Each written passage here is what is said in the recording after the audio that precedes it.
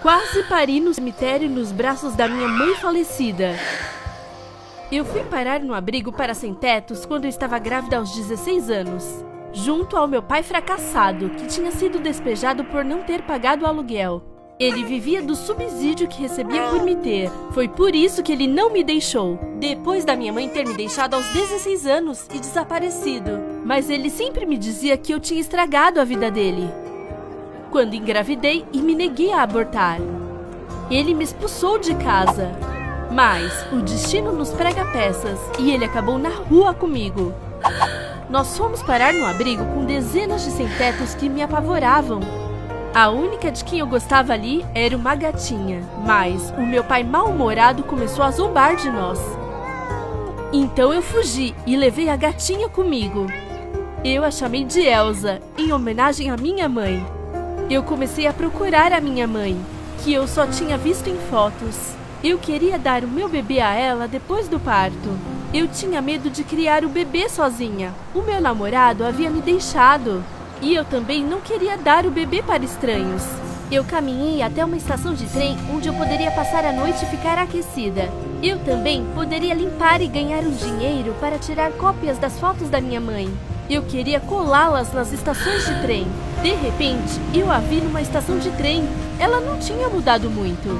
Ela entrou num trem e eu a segui. Ouvi quando ela disse o nome de uma cidade. Eu quase a alcancei, mas pediram que eu mostrasse a minha passagem.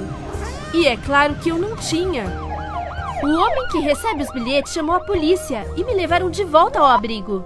Enquanto estava voltando, pedi que o policial comprasse água para mim. E eu disse a ele que eu não estava me sentindo bem. Ele saiu para buscar água e felizmente não fechou a porta. 1 minuto depois, eu estava correndo pelos becos da cidade. Desculpe, policiais, não foi desta vez. Eu estava procurando um emprego para poder comprar a passagem e ir à cidade que a mulher parecida com a minha mãe tinha dito, mas só me contrataram num abrigo de gatos.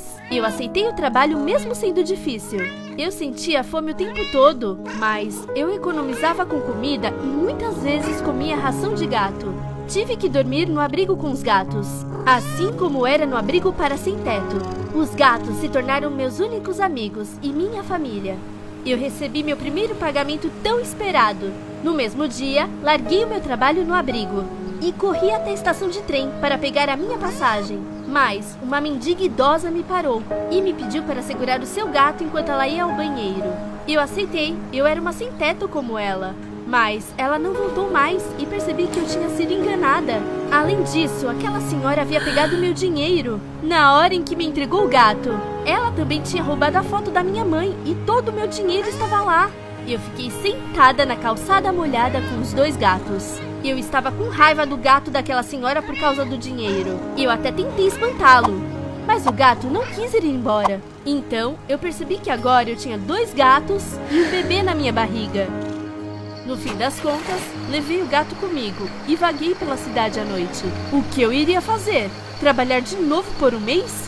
Eu provavelmente daria à luz em breve. Eu tinha que encontrar a minha mãe antes disso. De repente, eu vi um caminhão bem grande. A porta de trás estava aberta e escutei o motorista dizer ao telefone o nome da cidade para onde eu precisava ir. 1 hora depois, lá estava eu, entre as caixas daquele caminhão. Eu estava cansada, então logo adormeci abraçada a Elsa. Acordei com gritos vindos de fora.